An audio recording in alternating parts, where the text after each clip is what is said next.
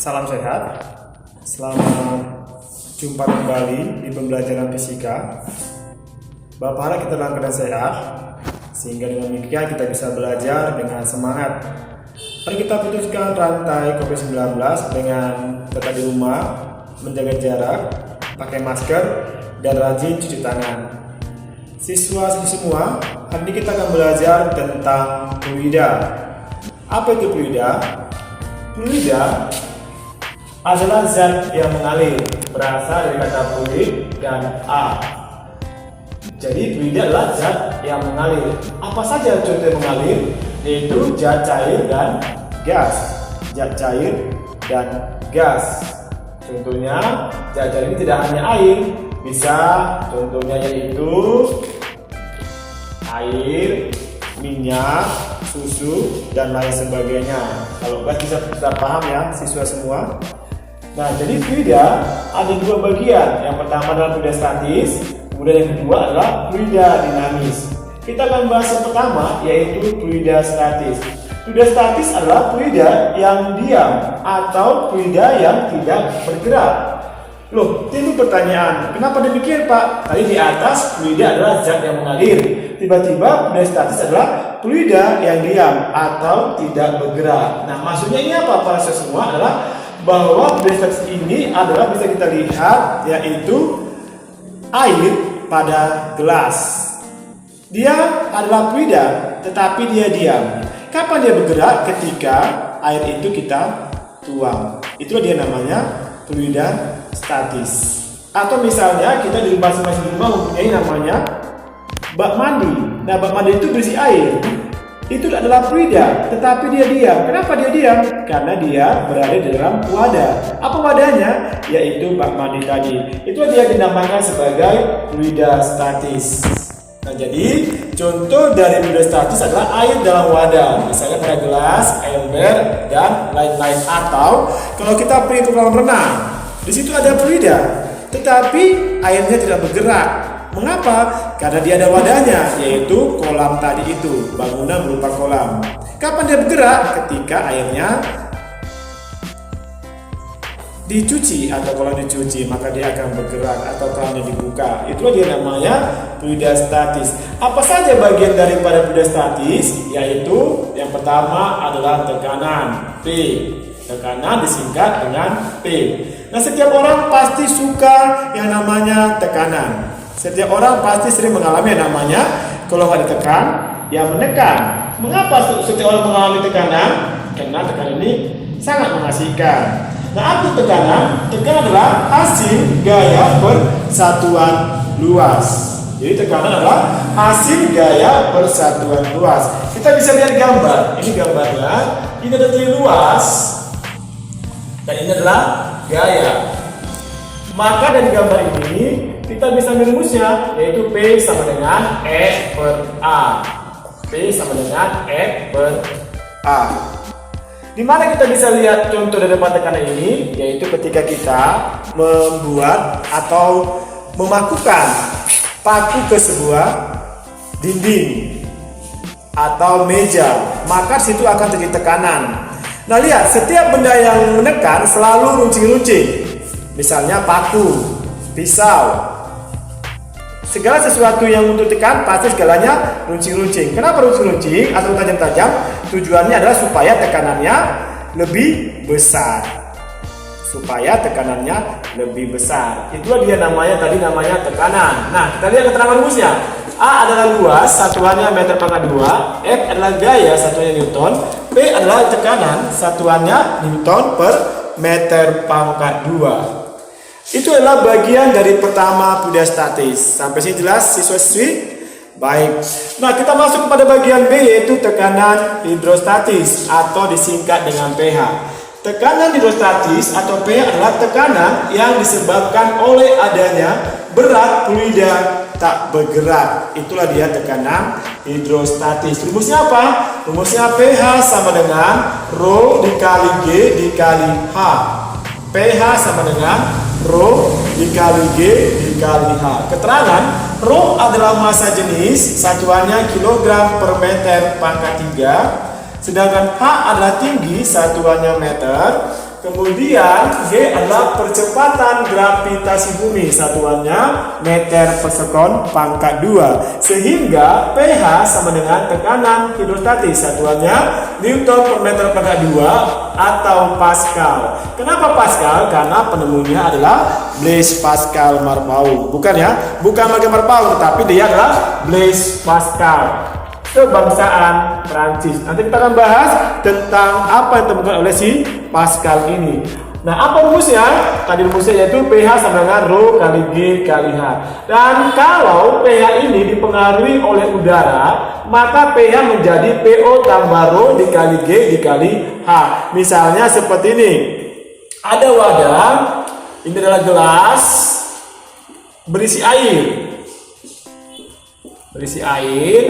Nah, ini disebut dia sebagai H, tinggi daripada gelas. Kemudian di sini ada massa jenisnya. Di sini ada percepatan gravitasi buminya. Mengapa dia tidak jatuh? Karena ada percepatan gravitasi buminya.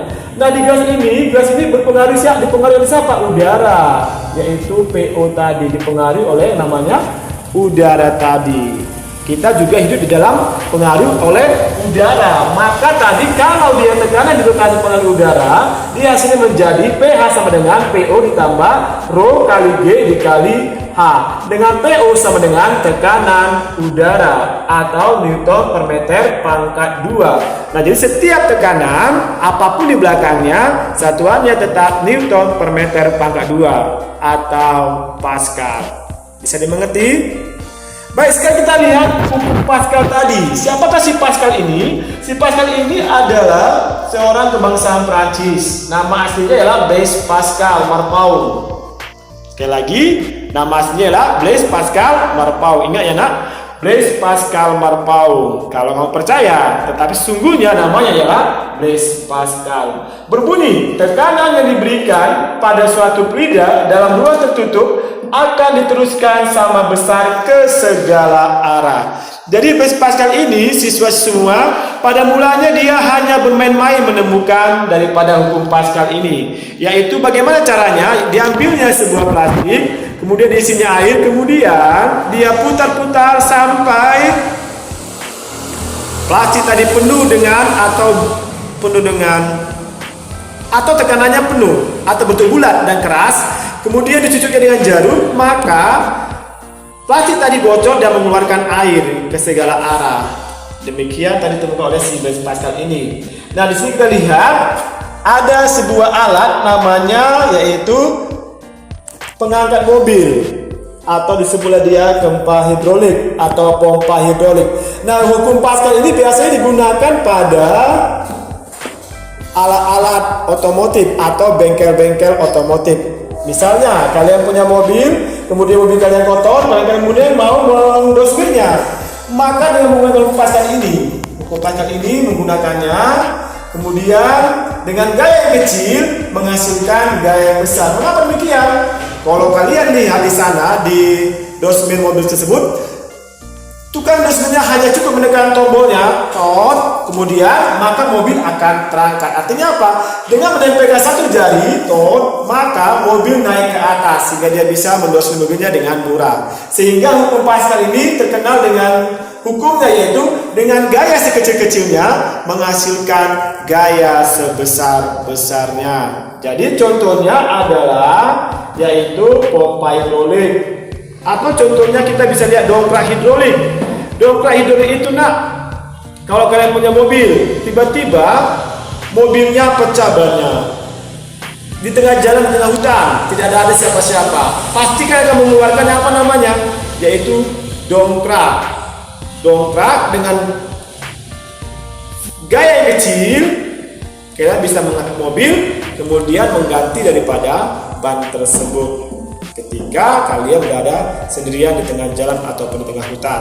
Jadi hukum fisika ini atau hukum Pascal ini sangat bermanfaat dalam kehidupan kita sehari-hari. Coba siapa bisa menunjukkan kembali apa saja lagi contoh daripada hukum Pascal atau penerapan hukum Pascal dalam kehidupan sehari-hari selain dari dongkrak hidrolik, pompa hidrolik, kompresor juga boleh, atau yang lainnya. Coba ada siswa-siswi yang mau menyebutkan? Baik. Ini adalah teori kita untuk fluida statis. Kemudian nanti ada hukum Archimedes. Jadi kita bisa lihat rumus daripada hukum Pascal, yaitu P1 sama dengan P2. P1 rumus dari F1 per A1 sama dengan F2 per A2. Kemudian kita kasih silang F1 kali A2, F2 dikali A1. Nah sekarang kita mau mencari gaya kecil atau F1, maka rumusnya A1 per A2 dikali F2.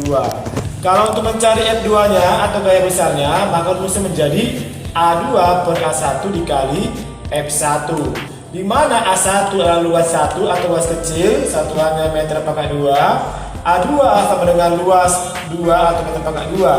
F1 adalah gaya kecil atau Newton, F2 adalah gaya besar atau maksimum, satuannya adalah Newton. Nah, sampai di sini ada pertanyaan? Bapak pikir semua jelas ya, siswa-siswi semua. Sekarang kita masuk kepada contoh soal. Fisika itu ibarat sayur dengan garam. Apabila sayur tanpa garam, hambar rasanya. Demikian juga fisika. Maka fisika harus ada contoh soal. Kalau ada contoh soal, nanti ada juga namanya latihan.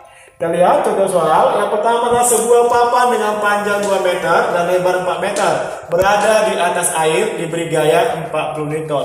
Hitung tekanan. Yang kedua, sebuah dongkrak hidrolik dengan luas penampang 1/100 mengangkat mobil dengan gaya 1000 Newton. Hitung gaya maksimumnya atau hitung gaya sebesar-besarnya. Kita lihat pertama, langkahnya kita buat solusi. Kemudian kita buat diketahui. Apa diketahui? Ialah segala sesuatu yang berbentuk angka-angka. Apa saja angkanya? Panjang, yaitu 2 meter. Kemudian lebar, disingkat dengan L, 4 meter. Kemudian gaya, 40 Newton. Jadi kalau kita menulis diketahui, bukan kata-kata tetapi singkatan. Panjang singkatannya P, lebar singkatannya L, gaya singkatannya M. Nah kemudian ditanya adalah semua kalimat tanya. Hitung berapa, bagaimana, kapan, dan siapa. Maka apa yang kita tanya yaitu tekanan. Tekanan disingkat dengan P. Hitung tekanan disingkat dengan P. Kemudian kita jawab buat rumusnya. Rumusnya hanya satu tadi, yaitu P sama dengan F per A. F, karena A-nya belum dapat, kita lihat apa itu A. A adalah luas. Apa rumus luas? Yaitu panjang dikali lebar. F-nya 40. Tadi panjangnya 4, lebarnya 2. Maka sama dengan 40 per 8, hasilnya adalah 5 Newton per meter pangkat 2 atau Pascal. Bisa? Mudah kan siswa-siswi? Baik, kita masuk nomor 2. Diketahui A1-nya 1, A2-nya 100. Kenapa nggak pakai satuan? Karena dia merupakan luas perbandingan yang tidak ada satuan tadi, yaitu 1/100. F1 sama dengan 1000 Newton. Ditanya adalah F2 atau gaya sebesar-besarnya. Kita lihat rumusnya di sana, yaitu F2 sama dengan A2 per A1 dikali F1. Masukkan nak. A2-nya adalah 100, A1-nya adalah 1, F1-nya adalah 1000. Jadi fisika itu tinggal memasuk-masukkan. Setelah dimasuk-masukkan, digoyang-goyang, maka lahirlah 100.000 dibagi 1. Dari mana 100.000 Pak? Dari 100 dikali 1000 bagi 1, hasilnya adalah 100.000. Maka terbuktilah tadi hukum Newton tadi, dengan gaya yang kecil menghasilkan gaya yang besar. Gayanya 100 Newton, 3 penceton, maka keluar menghasilkan gayanya menjadi 100.000 Newton. Berapa kali dia nak keuntungannya? Kalian bisa lihat berapa kali keuntungannya, yaitu sampai sampai 100 kali keuntungannya nak. 100 kali keuntungannya diambil dari F1-nya tadi. Nah, sampai sini itulah dia contoh soal. Saya harap kalian bisa mengerti walaupun kita jarak jauh menggunakannya. Nah, ini tugas kalian di rumah. yaitu yang pertama, sebuah papan luasnya 12 meter pangkat 2 diberi gaya 60 Newton, hitung tekanan. Kemudian sebuah dongkrak hidrolik dengan luas 1/10 diberi gaya 10 Newton, hitung gaya maksimumnya. Bapak tunggu yang di classroom ataupun di WA pribadi Bapak. Terima kasih. Selamat belajar. Semangat PJJ. Sekali lagi Bapak katakan kepada siswa semua, mari kita putuskan rantai COVID-19 dengan menjaga jarak, tetap di rumah, cuci tangan, dan menggunakan masker. Semangat belajar.